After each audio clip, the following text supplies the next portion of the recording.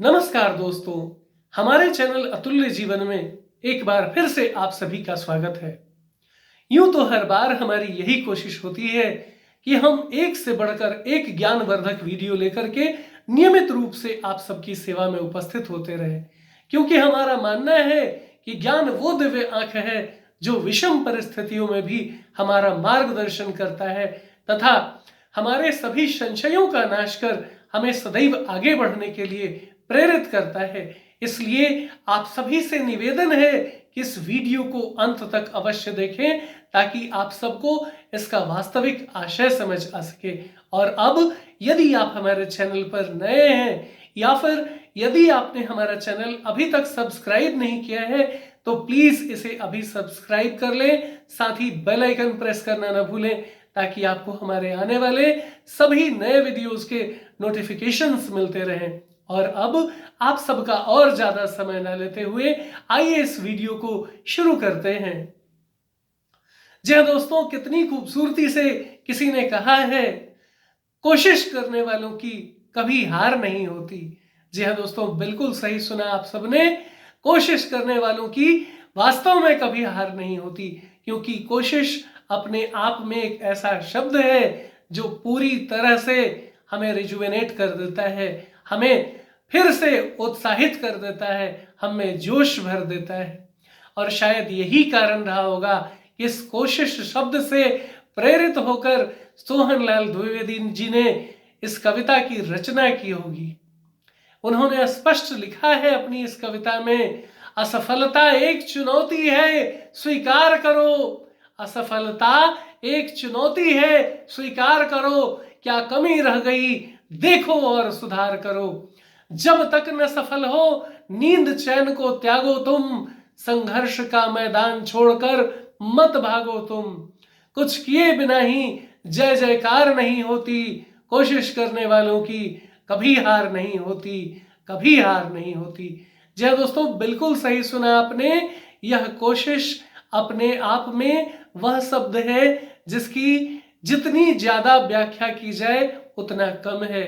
यदि इंसान अपने आप को एक प्रतिबद्ध योद्धा की तरह समर्पित भाव से अपने लक्ष्य की ओर ले जाने के लिए संकल्प कर ले और तब तक अपने कार्यों में लगा रहे जब तक कि उसे अपने प्रयासों में सफलता नहीं मिल जाती, तो फिर मैं बता रहा हूं, दुनिया का कोई भी लक्ष्य ऐसा नहीं होगा जो उसकी पहुंच से दूर हो जाए, उसकी पहुंच से अछूता रह जाए। और शायद इन्हीं बातों को समझते हुए, इन्हीं बातों को जनमानस तक पहुंचाने के उद्देश्य से सोहनलाल द्विवेदी जी ने इस खूबसूरत सी कविता की रचना की होगी। और कविता की रचना तो हो गई, अब कविता की रचना के बाद की बात मैं बता रहा हूं आप सबको। इस कविता को कई बार हमारे देश के महान कवि हरिवंश राय बच्चन जी के द्वारा विभिन्न मंचों पर शेयर किया गया है।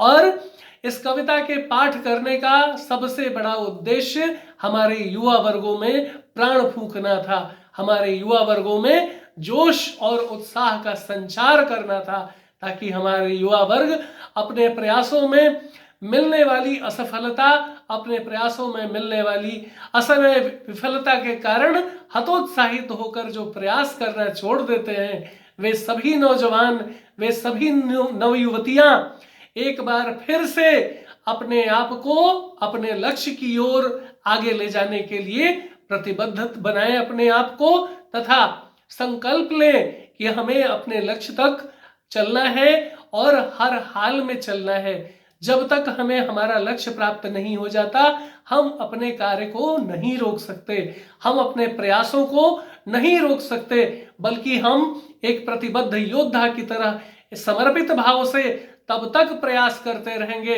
तब तक कोशिश करते रहेंगे जब तक हमें अपने प्रयासों में सफलता नहीं मिल जाती। साथ ही साथ पूर्व में जो हमारी विफलता हुई, उस विफलता के कारणों की समीक्षा करके, उन कारणों को वन बाय वन एड्रेस करके, उन सभी कारणों को दूर करके और फिर से नए जोश, नए उत्साह के साथ अपने प्रयासों में सफल होने के लिए प्रयास करेंगे। और शायद यही कारण रहा होगा कि हमारे देश के इन महान कवियों ने, इन महापुरुषों ने इस प्रकार की कविता की रचना की तथा विभिन्न प्रकार के सांस्कृतिक मंचों से भारतीय युवा युवतियों को प्रोत्साहित करने के लिए, नवजीवन फूंक देने के लिए, प्राण फूंक देने के उद्देश्य से इस कविता का पाठ किया होगा। और मैं बता दूं आप सबको कि समस्या चाहे कोई भी हो, कोई भी समस्या इतनी बड़ी नहीं होती कि वो आपका समूल नष्ट कर दे। आवश्यकता सिर्फ इस बात की है कि हम लोग एक प्रतिबद्ध योद्धा की तरह समर्पित भाव से उस समस्या का समाधान ढूंढने का प्रयास करें। क्योंकि एक बहुत बड़े विचारक ने कहा है कि समस्या और समाधान दो अलग अलग सिक्के नहीं हैं, बल्कि ये दोनों एक ही सिक्के के दो अलग अलग पहलू हैं। तो यदि पहला अवेलेबल है, अर्थात यदि समस्या अवेलेबल है, तो दूसरे को भी अर्थात समाधान को भी अवेलेबल होना होगा। और कहीं ना कहीं अवेलेबल करता है, कहीं ना कहीं अवेलेबल है। और यही कारण है कि कहने वाले ने यह बात इतनी खूबसूरती से जनमानस के समक्ष रखने का प्रयास किया है, जिसे सुनने के बाद व्यक्ति मंत्रमुग्ध हो जाता है। जी हाँ दोस्तों, मैं बताना चाहूंगा उस शख्सियत के बारे में जिसने लिखा है, जिन ढूंढा तिन पाइया गहरे पानी पैठ, मैं बपुरी ढूंढन गई रही किनारे बैठ। जी हाँ, बिल्कुल सही सुना आपने। जिन ढूंढा तिन पाइया गहरे पानी पैठ, मैं बपुरी ढूंढन गई रही किनारे बैठ।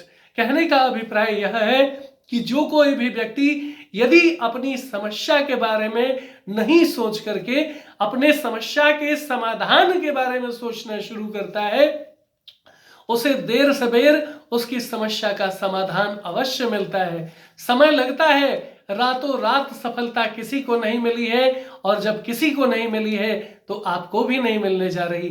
परंतु हाँ, यदि आप एक समर्पित योद्धा की तरह संकल्प लेकर के और पूरी प्रतिबद्धता, जोश और उत्साह के साथ अपने कार्यों में लगे रहेंगे और तब तक लगे रहने का संकल्प ले लेंगे जब तक आप अपने प्रयासों में सफल नहीं होते, मैं बता रहा हूं सफलता के मायने बदल जाएंगे और वो दिन दूर नहीं होगा जब सफलता आपके कदम चूमेगी। तो मित्रों, चाहे आप जहां कहीं से भी मुझे सुन रहे हैं, जिस किसी ज्योग्राफिकल लोकेशन से सुन रहे हैं, जिस किसी जगह से आप मुझे देख रहे हैं, मैं आप सभी से निवेदन करूंगा कि जीवन में कभी भी हार नहीं मानना है। क्योंकि किसी बहुत बड़े शख्सियत ने कहा है कि मन के हारे हार है और मन के जीते जीत। जी हाँ, बिल्कुल सही सुना आपने। यदि मान लिया तो हार है और ठान लिया तो जीत है। बिल्कुल सही सुना आपने। तो इस वीडियो के अंत में अब यही बताना चाहूंगा मैं आप सबसे कि समस्या चाहे कोई सी भी हो, हिम्मत नहीं हारना है। वो कहते हैं ना कि हिम्मत है मर्दा मदद है खुदा। तो जो व्यक्ति हिम्मत से काम करता है, जो व्यक्ति पूरी जोश, उत्साह और प्रतिबद्धता से अपने प्रयासों में लगा रहता है, कोशिश करने में लगा रहता है, उसकी कभी हार नहीं होती, बल्कि 100 बार कोशिश करने के बाद 101वीं बार में उसे सफलता अवश्य मिलता है। वह अपने प्रयासों में अवश्य सफल होता है। और जब वह अपने प्रयासों में सफल होता है तो आप भी अपने प्रयासों में सफल हो सकते हैं।